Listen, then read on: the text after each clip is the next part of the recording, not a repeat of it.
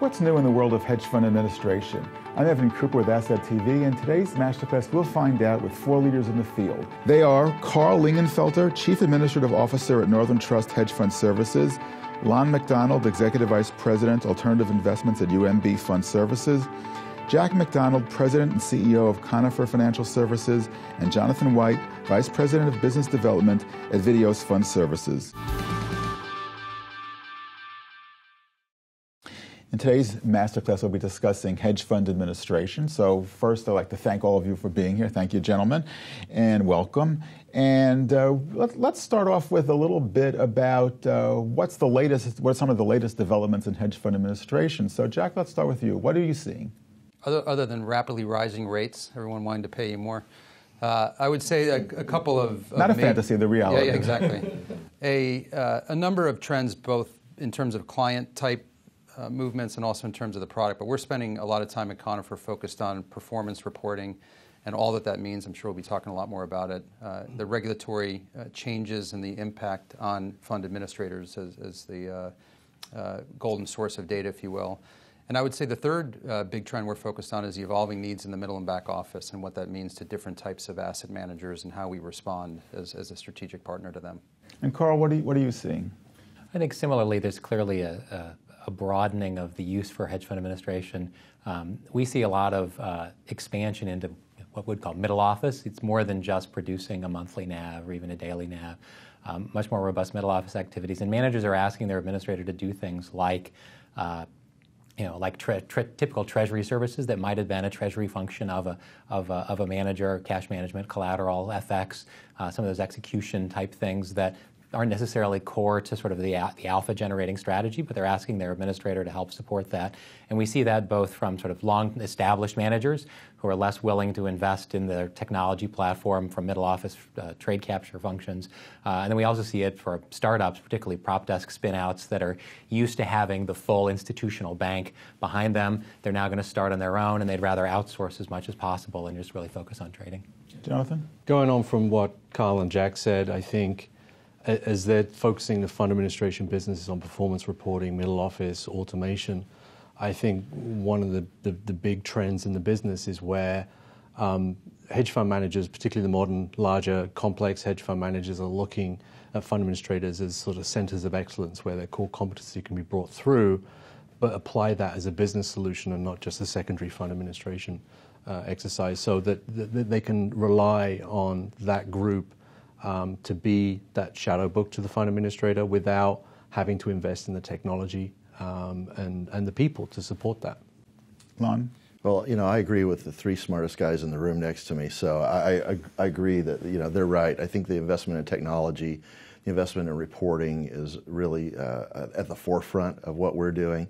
One other thing I might throw in, and I'm sure they're seeing this as well, is there's a renewed focus, I think, among our clients, certainly, on what their investors are seeing and when they're seeing it and how quickly they're getting their information.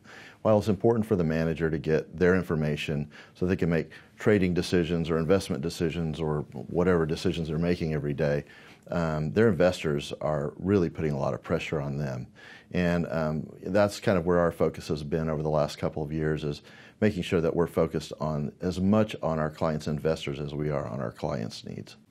Well, let's talk about some of the things you all touched on. The key, I guess, would be technology. Obviously, many of the hedge funds outsource to you because they don't want to make the investment technology. They rather focus on what they do best, which is the investing. What kinds of technological investments are you making? Where do you see the technology going in order to provide the services that you want to provide? So we'll start. Go this way this time. Okay, we'll go this way. All right. So I think in terms of technology investments, we're looking a lot at a couple of different things. One is we're looking at mobile applications and making sure that data and information is available to investors as well as our clients when and how they want to get it, whether that's on a tablet, whether that's on a handheld device of some kind. We're really putting a lot of emphasis there.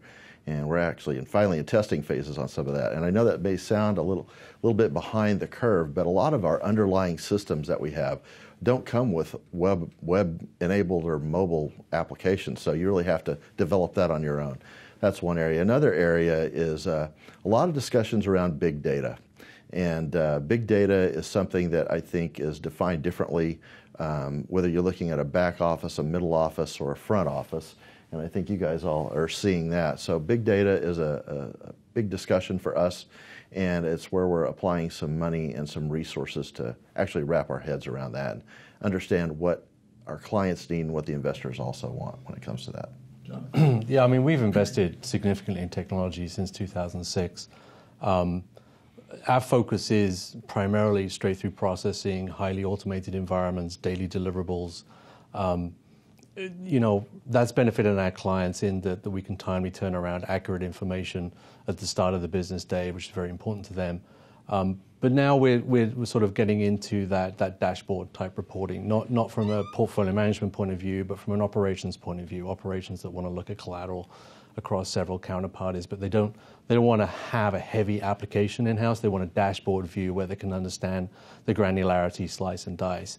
So that's an area that we're really focusing on as we continue to evolve the automation, particularly around more complex asset classes. Carl? For us, our business was built on the technology we acquired from Citadel 3 years ago. That is, one platform for every asset type, built by a multi-strategy hedge fund manager, so it has the ability to process all the assets. So we sort of have everything together. What we've been doing is focusing on investing in, additional performance reporting, treasury, FX optimization services, as well as a truly sort of daily investor level accounting down through all of the nested structures that most of our more complex clients have to be able to provide sort of true investor level transparency in terms of what's actually happening in that, that investor's stake in the fund on a daily basis.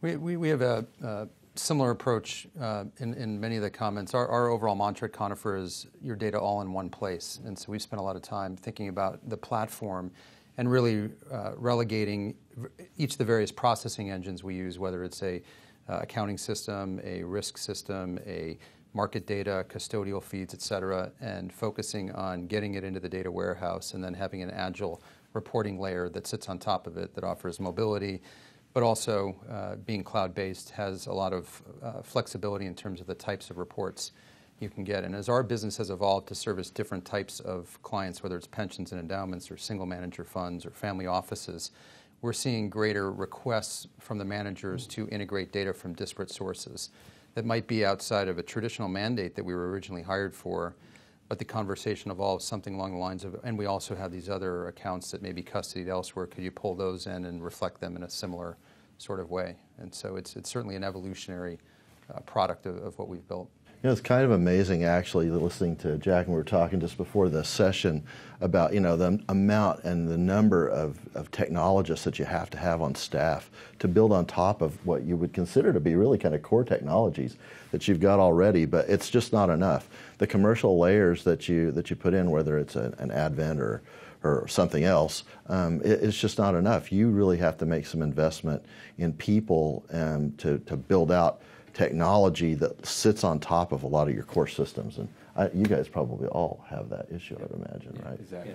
What's driving it, though, the managers have to do the same thing, right? And so that's where we have manager clients come in and say, wait a minute, I've got 4 or 5 people doing this. I want to launch a new fund. You're telling me I need to hire 2 new people to support the technology.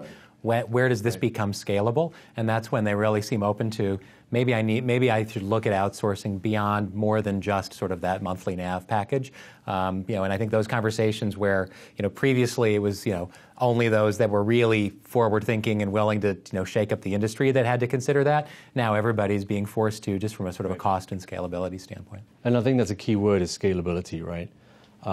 We made an active decision at Videos not to rely wholly on third-party technology that you could license and focus on industry-leading platforms and then build around that. And that's put us in a really good position because we have agility and flexibility to service the client in whatever way they want us to, whether it be as a fund administrator or as a shadow accounting provider.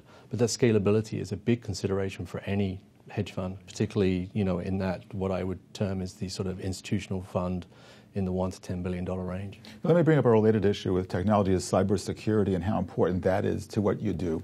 Yeah, we get lots of questions, as we all do, I'm sure, around the diligence process, both in terms of the client onboarding and the process of selling, but also once we have managers on board going through the diligence process with their end investors. And I think increasingly the technology options available to service providers become more and more useful in terms of delivering secure environments. Part of it's a psychological change of people getting their head comfortable with the fact that so much is hosted off-site, what used to, and we were even having a conversation recently with someone who said, I really want my data on my site, which just seems like a very foreign concept from what you typically hear today. But people have views. We're finding lots of solutions out there. We're a fully hosted environment for all of our key strategic data, and by using third parties to do that in private clouds, you have a lot more redundancy just built in a more scalable and affordable way. It's interesting to think that 4 years ago there was such a resistance to the cloud, right? And then it has to be key on a hedge fund manager's mind as they go ahead and embrace the cloud for very, very good reasons. The cybersecurity becomes a huge issue for them, that they actually have to have qualified people internally to manage. It's not just on the service provider's responsibility, but it's on the manager themselves. Well, what's interesting to me about what drives that too is that it's really driven a lot more by their investors than anything else. If you're a small hedge fund and you're looking at an allocation from a large, let's say, public pension plan, right? The first thing they're going to come in and ask is about cybersecurity. They are going to want to know that everything that they've got is locked down and cannot be compromised. And I think that's we're part of a large bank.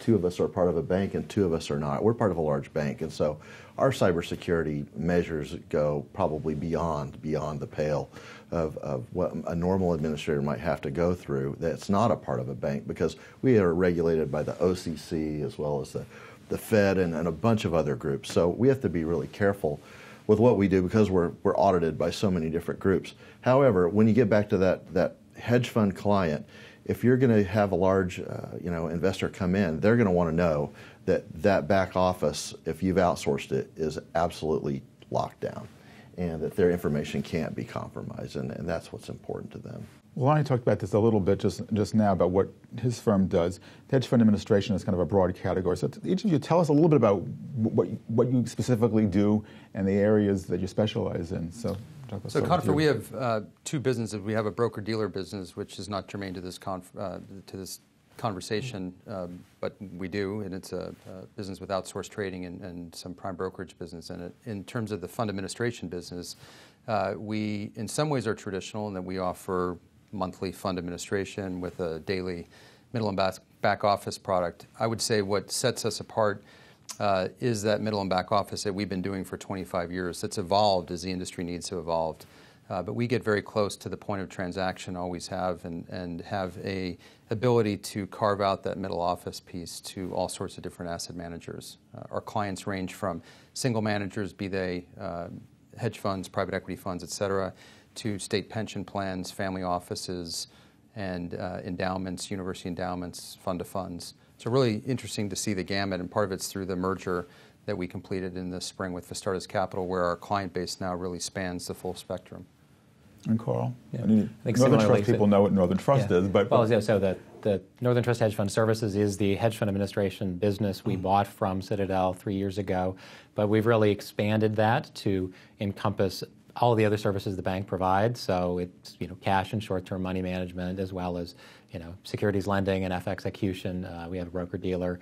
I think that similarly to what they're seeing at Conifer, we've actually seen a big uptake in leveraging the capabilities we have for our other large institutional clients that themselves have institutional trading operations. So the largest pension plans, the sovereign wealth plans, we have family offices that have massive trading desk operations, and they're interested in a much more integrated sort of fund administration solution that really provides them that sort of daily transparency into what's into their trading activity, as well as full reconciliation to the street. Yeah, I mean, Vidios's evolution in the fund administration space is quite interesting, because as we built a platform that's very technology-centric, we have a 24/7 model, offshore delivery centers. We're able to provide a lot of middle office support, portfolio transparency to our clients. We build it for complexity from an asset class perspective, from a fund structure perspective, from a trading strategy perspective.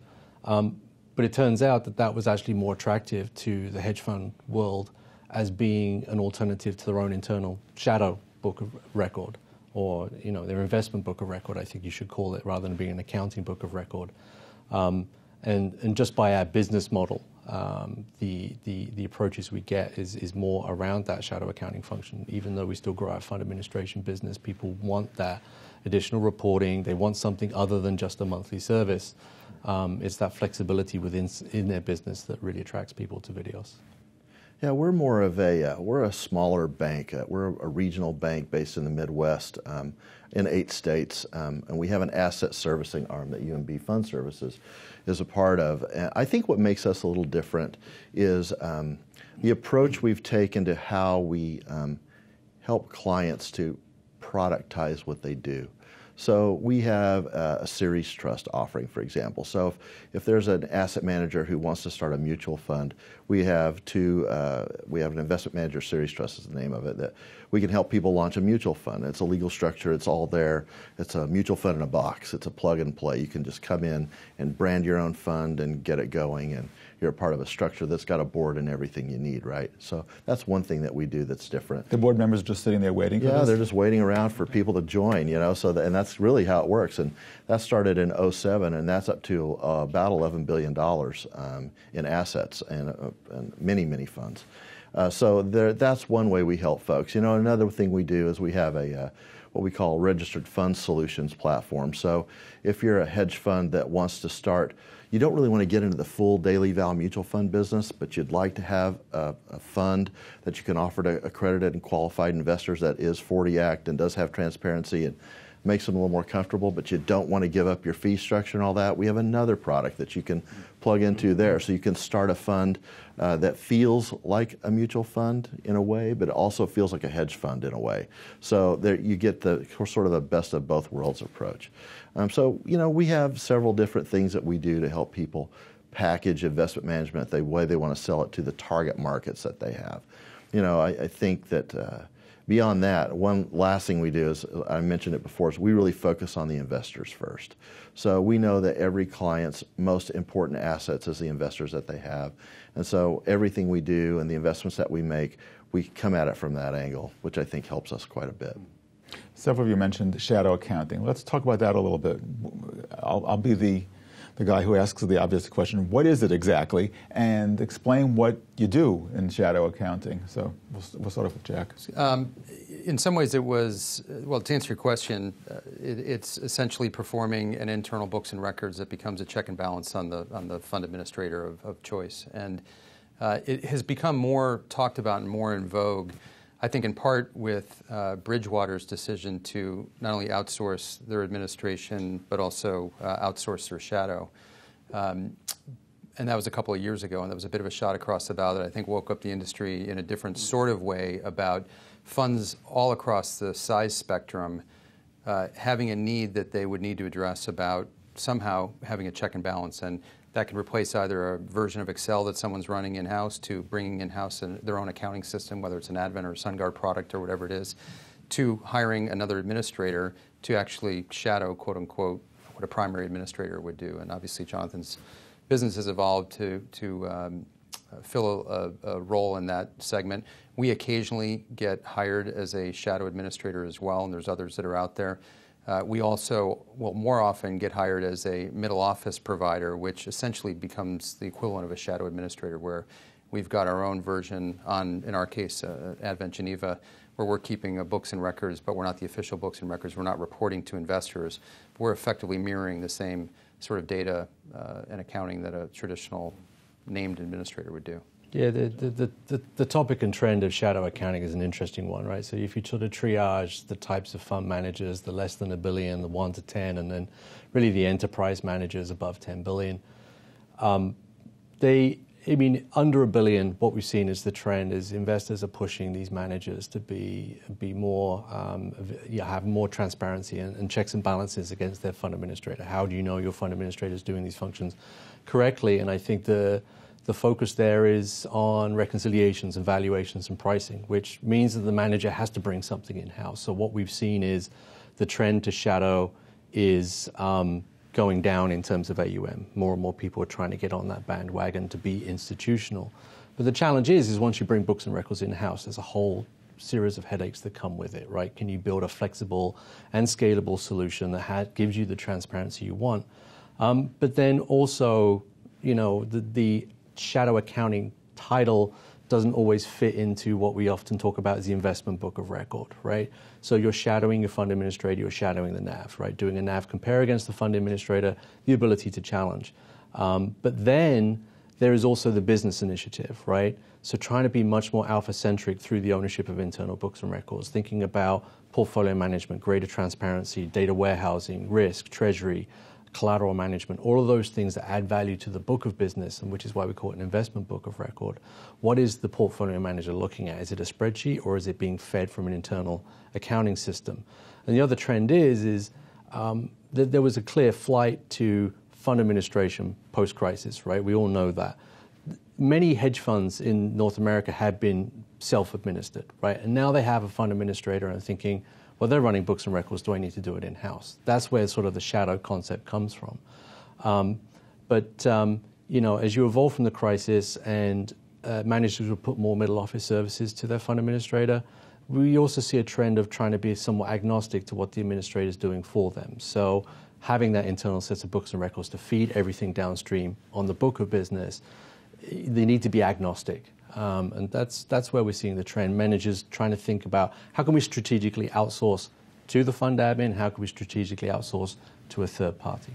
I think we got, obviously Northern Trust does the shadow for Bridgewater, and we get asked all the time, well, is the entire industry going to go to this full sort of double outsource model? Right. And Bridgewater would like it too because they like to be on the cutting edge. Right. We haven't seen that, but everybody has to have an answer, right? So if you think about the calling on potential investors and Bridgewater walks out of the room, you need to have an answer. Well, what do? They have this amazing double resilient model. Northern Trust is performing checks every day and all these things that the other administrator's doing. What's your answer to that? And so I think that obviously did prompt managers to have an answer. Where we've seen more of the uptick is the really larger managers have said, wait a minute, I do have a data aggregation problem. I might have a managed account with a different administrator. I'm trying to aggregate this together. Maybe people are doing it on Excel. I had a perfectly good investment book of record that works very well with my main administrator, but now I'm getting investors asking for more complex structures, separately managed accounts, managed account platforms. How you pull all that data together and have some sort of consistent view on your performance and what's happening to at the investor level is really a challenge, and it takes a huge investment in technology to be able to do that. Well, I think at that point, then the decision is a buy versus build or an in-source versus outsource, right? Because to your point, Carl, you have to have an answer. And there are plenty of technology providers. You can go buy portfolio accounting systems. You can go buy some OMSs that have some light portfolio tools and applications, or you can hire the people to do it, and then you start to bring in, as John suggests, all these other tangents that are related and necessary, reconciliation, market data, risk, performance, or you outsource it. And I mean, anecdotally, right? The clients that speak to us about this are mature clients. They've been doing this in-house for many years. They've just got to a point where they acknowledge that either they're paying people high salaries in New York City to do busy work, right? And they want to outsource that busy work, right? And they want those internal resources to be allocated to more valuable work. Or from a scalability perspective, hedge funds are like, we don't do it in-house, it's no good, right? So they build everything internally, they build teams around it, and they realize from an investment professional to middle back office personnel, they're one-to-one. They want to grow from 5 to 10 billion. That's not scalable. So they have to be able to come to the market, to the fund administration space, and think about that sort of strategic outsourcing initiative to be able to grow without continually adding new people and technology that doesn't always do everything that it's supposed to do. And Excel becomes the go-to, right? I have a question, though. In the real world, how often does the shadow accounting not jibe with what the official accounting is? Is it a common practice that there's a lot of discrepancy, or is it just happens occasionally? Who's going to take that? I'd call it a tick and tie, really. I mean, I think that everybody wants to know that everything's right. And the administrators miss. Sometimes we miss. Sometimes we don't get it right. And I think that happens. And if the question isn't should shadow accounting occur, it's occurring. And it's occurring with every single client that all of us has. Either they're doing it or someone else is doing it for them, like in the case of a Bridgewater. I think what's interesting is the Bridgewater's move to have someone like Northern shadow account their other administrator bank in New York, which is, that's an interesting move. That's not something we've seen a lot. And maybe it'll become a trend, maybe it won't. But, I think that it's wise to do it. I think it's unwise not to shadow in some way your administrator, no matter who you are and whether you have it outsourced or whether you do it yourself. I think from an administrator point of view as well, I think administrators get a lot of comfort when they know, particularly on the larger and more complex clients, that they are shadowing what they're doing, as well as being part of that investment book, but shadowing what they're doing. And I think investors get a lot of comfort from that function, and that function done well, that from the shadow to the fund admin, nothing's going to get missed at the same time, right? So there is that checks and balances to that. Would these errors or mistakes or omissions come up during the course of a month? Yes, would they be noticed? That's what I was getting at. But it makes the month end a lot more streamlined, right? So month end becomes another day. Yeah, I think there's a lot of dialogue in the review process around month end. Yeah, I mean, I think it really depends on how complex the strategy is, how complex the investor structure is. I mean, I think the reality is, we can all provide shadow administration, and so there are good options for managers. What's interesting to me is that the manager's saying, well, that's fine, you can come do the shadow, what else can you provide? Right. And so that's where, for the really complex strategies, if you can provide them really daily data quality, so that then they can actually enhance the trading strategy. And so it's not just, well, I was relying on my administrator to value a significant book of complex, bilateral over-the-counter derivatives or very complex, asset-backed securities. That's the only source I have, and I'm making portfolio decisions every day. That's not as safe as when you have that dual control process on the more agile, active strategies. And so that's where I think we are all competing and responding to our managers saying, well, wait a minute, what else can you do? How can you add value to the front office beyond just what sounds like a very benign shadow, tick and tie function? It's really a drive to get better data quality every day. Yeah. There's also an element to this question that we haven't talked about yet, which is the fees. Who's paying that fee? Because in some ways, obviously every manager is different in terms of how they set that up, but there's plenty that view this as an investor level protection that the LPs in a hedge fund structure, for example, would pay for. Or is it a management company expense, and is it viewed as an alternative to hiring people that would otherwise be on the management company's payroll and an expense of the management company for bringing in accounting systems and whatnot? So how do they handle that? Yeah, well, there's not one clear answer on that. I think it's still somewhat ill-defined in terms of if this trend really develops into an institutionalized standard. One of the questions that's still unanswered is who's going to pay for that. The way I communicate that to clients is it a management company or is it a fund expense? Is that I think investors are open to sharing in some of that cost for that shadow function, but not purely as the shadow function, but what is the downstream functionality they get from it. So investors, institutional investors who come into managers pushing on risk and treasury and the operations around the book of business, and the manager can then say, look, if you're looking for these things, there's an inherent cost to them, then there is the opportunity to share some of the costs. And I think investors are open to that. But I don't think it'll ever be a carte blanche, it's a fund expense versus a management company expense. It has to be justified. Well, not only that, but the investment that a manager makes in shadow accounting shouldn't just be in Microsoft Excel. Right. It needs to be in real systems and real platforms that can provide real answers and data. And most of them don't want to spend the money for that kind of technology or infrastructure to support it. So it just makes more sense to send it out to someone who's already made that investment and who can do that because they're, you may be shadowing for one client and for another client you're doing their full accounting.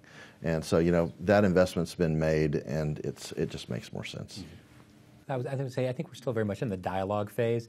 Many investors have asked their managers about this, but not all. Right. And so managers are still in that sort of negotiating a little bit. I mean, look, it's a management company expense. Well, at some point the investors pay for it anyway, and that's exactly what every single investor will tell the manager.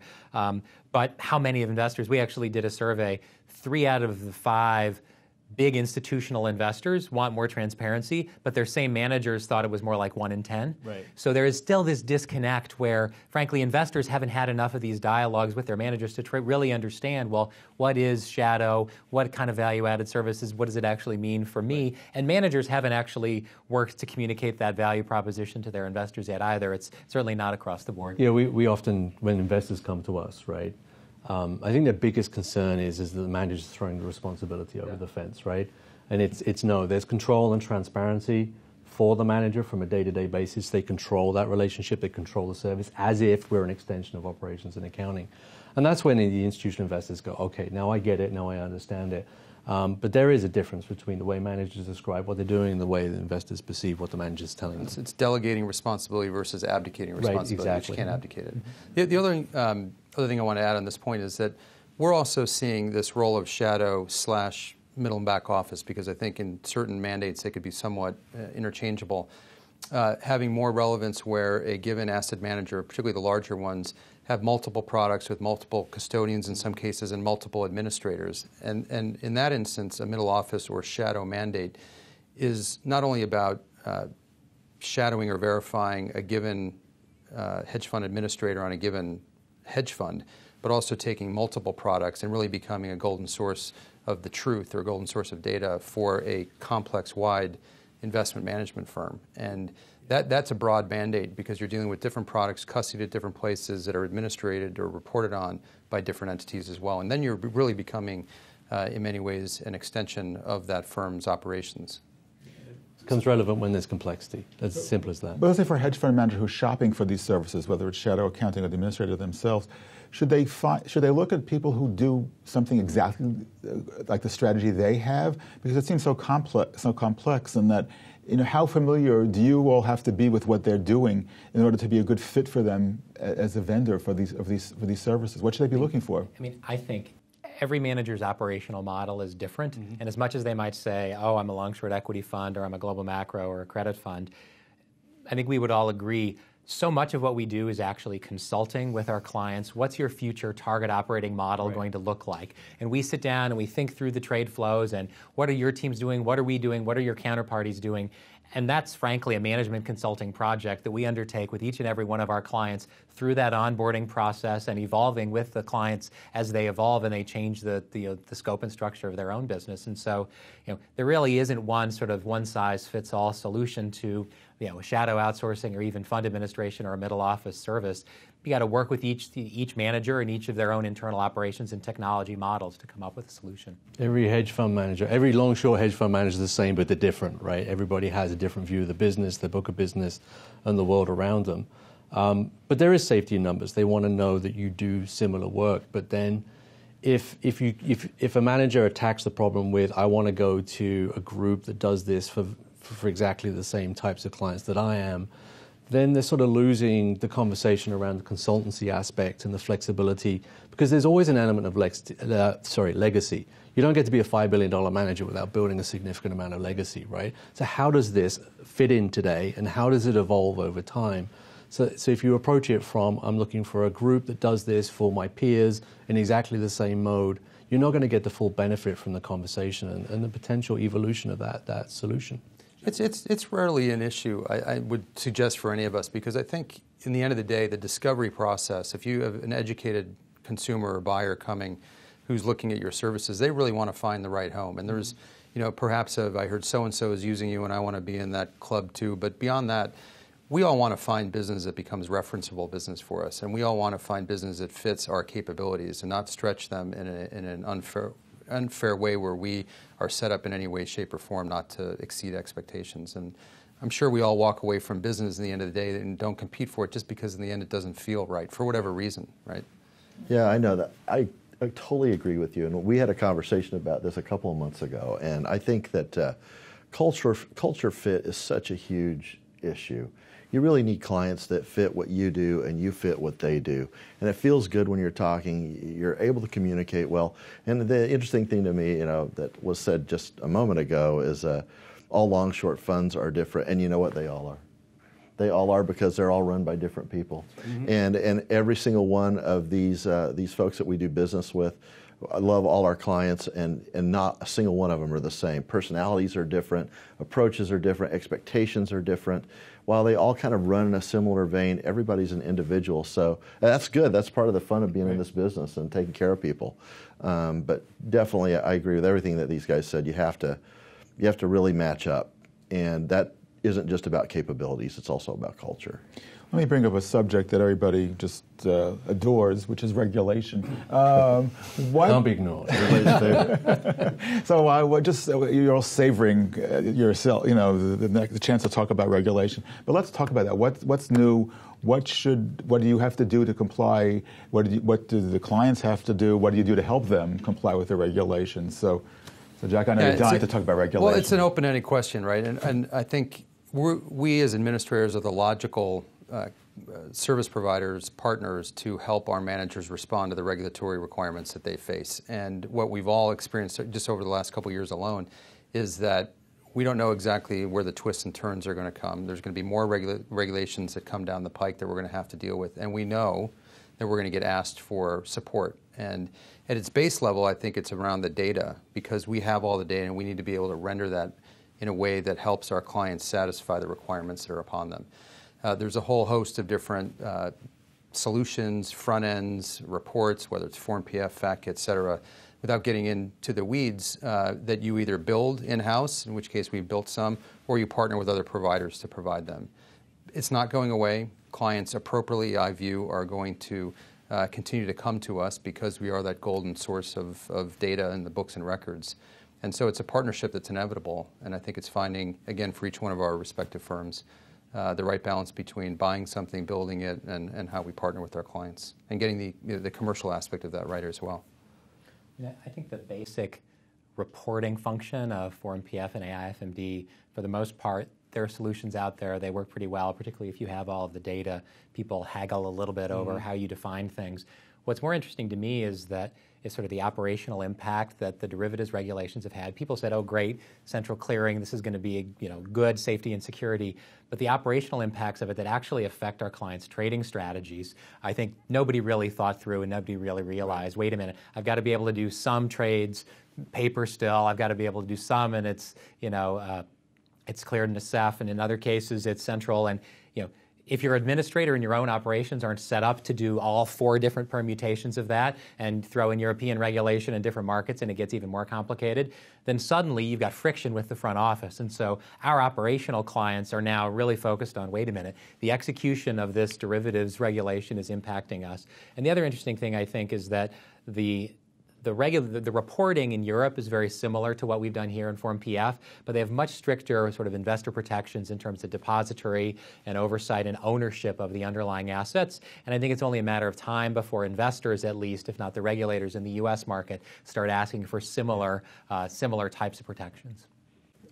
On regulation, it's just, it's a burden, but it's a necessary burden. It's just one of those things you have to deal with as an administrator or as an asset manager. If you want to manage money in any country in the world, you're going to deal with regulation.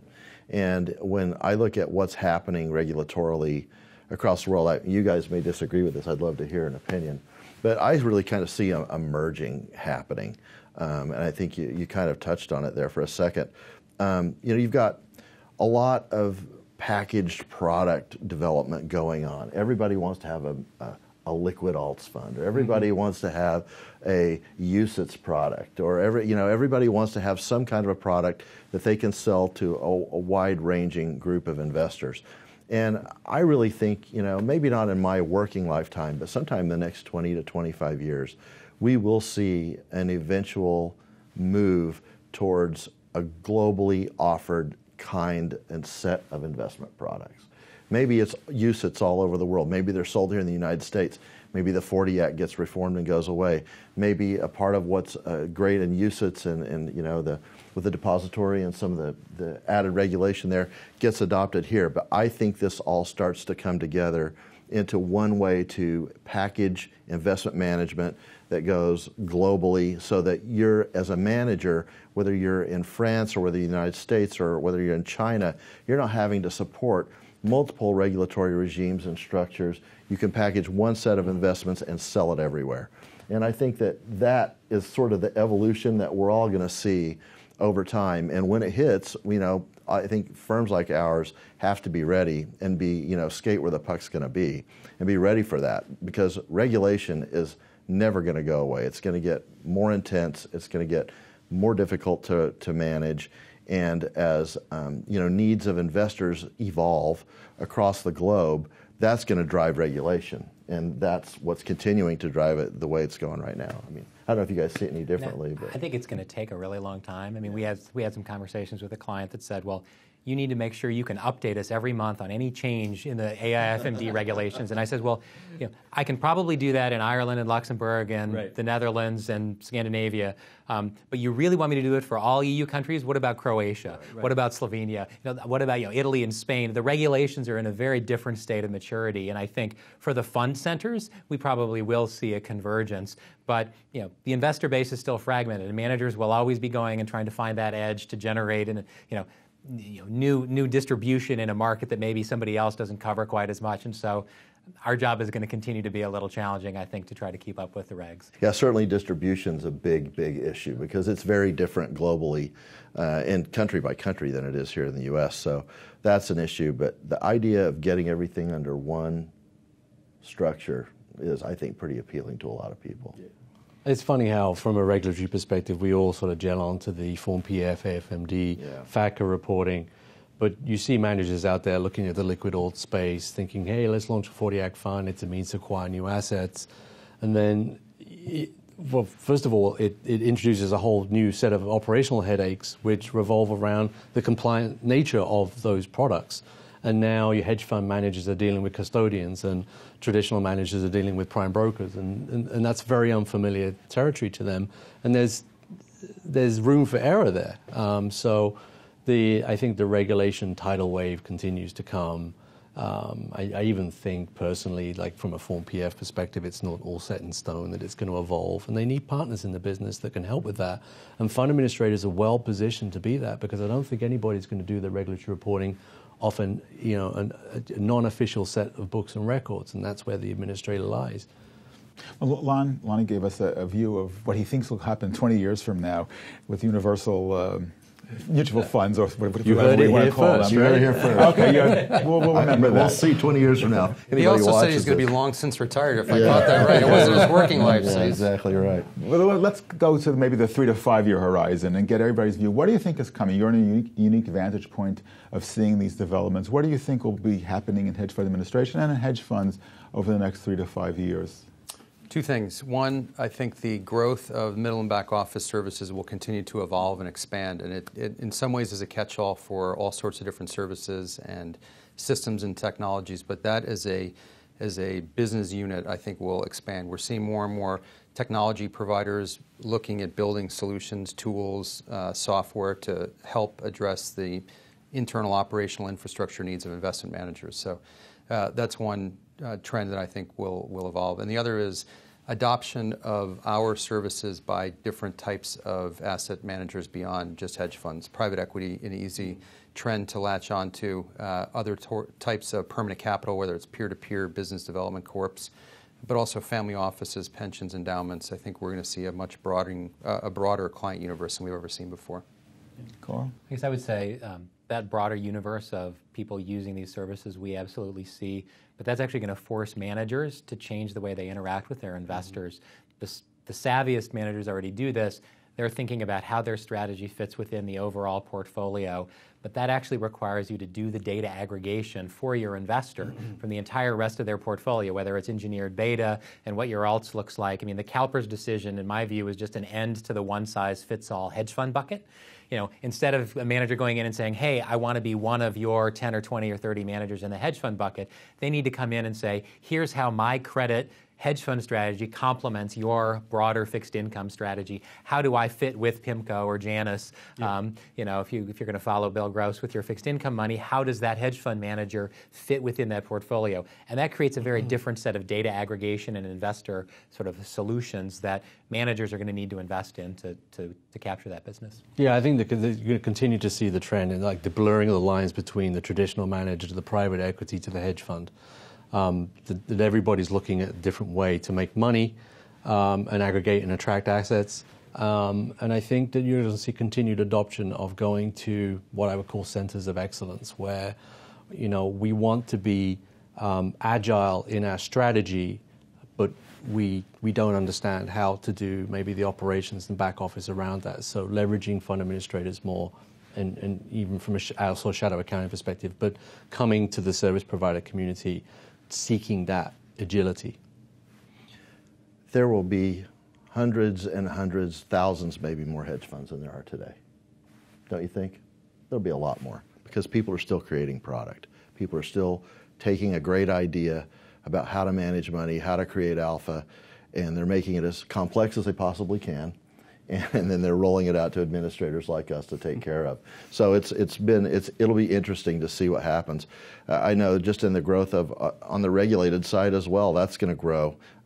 Who would think that we need another mutual fund in the world when there's already 8,000 of them in the U.S.? But we see mutual funds started every single month in our trust. So I think that the business will continue to evolve. I think people will continue to create great product and get it to market, and they'll try to scale it.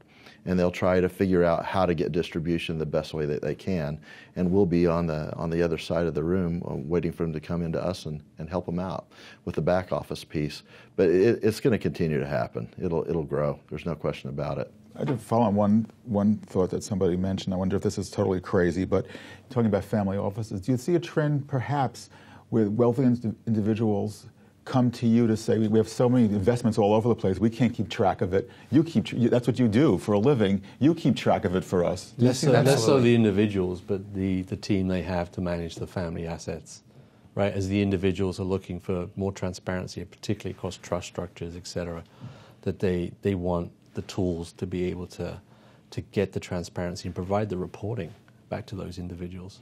Yeah, I would just say family offices either. I would say that a lot of public pension plans are looking at the same kind of thing. I know I was at the SALT conference last year and talking to a very large public pension plan in a major city in the U.S. I won't say who it was, but they had $4 billion in assets, and they were looking to allocate 15% allocation to alternative investments, and they have none right now.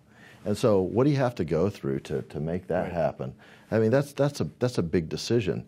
Family office, the same kind of thing. We were just talking to one in Chicago this year who is a multifamily office, 27 families, about $3 billion in assets, and they need help. It's a lot to manage. It's a lot to take care of, and they invest all these families in funds, so they're running fund of funds for their families. Right. Different families, different structures, different custodians. With that, yeah. And Carl made a great point talking about aggregation, right? In the endowment, the pension plans, the family offices, it's all about aggregation of a diverse sort of portfolio, from private equity, real estate co-investment to hedge funds to traditional managers. Dealing with custodians as data source, it's all about aggregation. Jack's firm does a ton with the family office. That's right. So. Yeah, growing part of our business for sure. But do they actually know what's in the holdings? I mean, it depends on you to find. They may have duplication and kind of overlap that they're probably not even aware of. A lot of it depends on the level of transparency that they have within a given investment they make, right? If it's a managed account and they've got individual securities, and oftentimes these families created their wealth through equity holdings. It might be a family-run business or a public company. Where they have a significant holding, and obviously they look to diversify away. But it's hard to draw any kind of streamlined response to that, because by definition a lot of these families are extremely diverse in terms of their holdings. As they just get bigger and generations excel, it's a very, very underserved market, both from a technology standpoint and service standpoint. I would say, family office sort of part of our heritage at Northern Trust, but I think there's a real disparity in terms of there's sort of two ways where they're coming to sort of, I'd say, the innovative technology platforms and service platforms. One is multi-generational families have incredibly complex investor structures. And so they're actually just now realizing, wait a minute, these things that hedge funds do called side pockets actually fit with what the second generation, third cousin wants to invest in. How do you carve up the portfolio to service these different investor types? They're really leveraging some of the investor services capabilities that we have. But the more important thing, I think, is that they're evolving to actually make portfolio decisions every day. And if you're making portfolio decisions every day, you can't rely on a disparate set of data from a bunch of different providers or a different, limited partnership statement that sits in the filing cabinet. You need to be able to have somebody that can provide you daily transparency. And as families evolve and start hiring teams of professionals to make those types of daily portfolio management decisions, then they're hiring people from hedge funds to do that for them. They need that type of transparency and the infrastructure to be able to support that. We're reaching the top of the hour, so let's get everybody's takeaway, some salient point that you'd like to leave our viewers with. Lonnie. Well, I'd say the thing that I'd like for managers to remember as they look out at administrators and they think about what they want to do is I would say that they really need to think about what best fits their needs from a cultural perspective and from the perspective of not only the technology and the people and the process that somebody brings, but how are they going to fit with you doing business every day? Because, at the end of the day, you're hiring someone to take care of your most important asset. And if you can't feel like that they're a part of what you do, that they're an extension of who you are, and that they represent your brand and the way you want it to be represented, you've made the wrong decision. You've got to make sure that that fit is there. And hopefully, as managers look at administrators, they'll think about that and not just the price. I mean, we can all sit and bicker about price all day long between, an administrator and a manager, but that's not really what's important. What's really important here is how are your investors going to be serviced? And is it going to feel to your investors that your service provider is giving you the same service that you would have done if you were doing it yourself? From my perspective, right, so I sort of look at managers and say, look, with fund administrators coming to the table that have enhanced middle offices, middle office solutions, much more technology-centric solutions, greater visibility into your business. And then there's the option as well to think about outsourcing strategically, that they need to look at that strategically and think through what they want their business to look like, not try and look for solutions to the problems they have in their business today. And I think a lot of the conversations that we have with people is, okay, this is your state today, but what do we look like in 12 months and how do we evolve to be 5 years? And I think that's where the market's coming to, where they need to think more strategically about the options around outsourcing and where they want to be. Carl. I guess I would say I think that the hedge fund administration business, in my view, is very much becoming an extension of what the managers are trying to do. And that's not just, hey, I outsourced this operational function and I can forget about it. You want to be asking your administrator, how are you adding value both from an alpha generation standpoint as well as the transparency to the underlying investors? And that's what we all hope, that's what we aspire to as service providers, to develop that type of consultative relationship. And I think there's a lot of value there that managers and service providers both are actually creating. Just that partnership, right, as an extension, not as an arm's length service provider. Yeah. Jack. The most successful partnerships we have with clients come down to confidence that they have in us, and I think at the hallmark of any confidence in a provider in a partnership comes down to client service as well. I mean, we've spent a lot of time talking about technology, new products, and how our businesses have evolved to meet the growing demands. But at the end of the day, client service also is just of critical importance, and it's not something that you can overlook. Terrific. That was a good note to end on. Gentlemen, thank you very much. Lon, Jonathan, Carl, Jack, thank you all for being with us. And thank you, too, viewers of Asset TV. This is Evan Cooper. I look forward to seeing you again soon.